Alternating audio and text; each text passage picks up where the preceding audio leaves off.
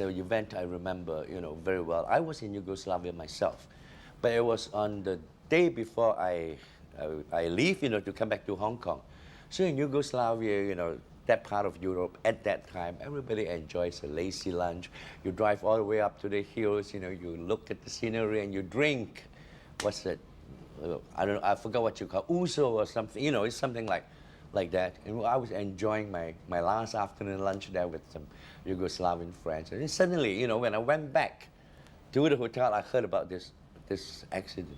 So I just rushed off to the hospital #1 because, when he fell, he was taken to a hospital, but we didn't know which one to go. So we went to the first one, and I arrived in time to actually, we had to push Jackie into the hospital ourselves because there weren't just any nurses or attendants around. So we went in there, and very soon we found it was the wrong hospital. So we had to carry him out again. And all the time, he didn't faint, but you could see that he was suffering, and there was blood. So we rushed him off to another hospital.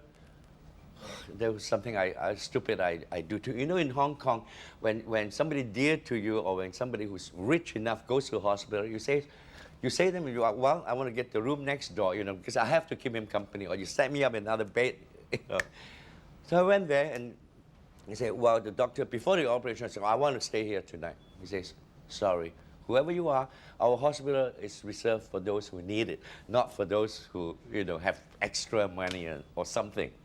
Anyway, then the doctor came. The doctor that does not look like a doctor at all. He looked more like a butcher with clocks on and everything. So, and then Jackie was pushed into a scan machine, the room for scanning where you scan the, I don't know what, the head, okay? And then the doctor showed me that you could see the skull was there and there was a dent.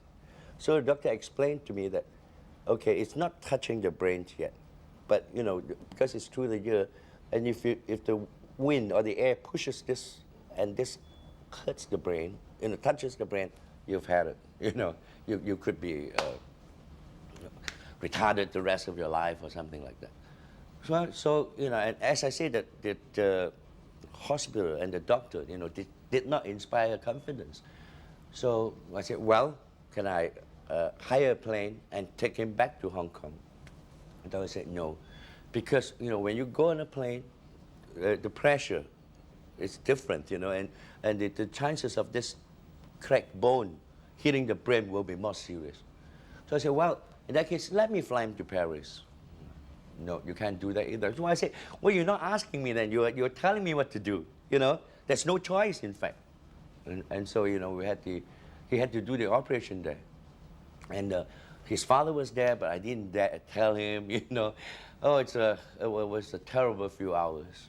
I think if you ask him, he would say that that incident probably, changed his whole attitude towards life.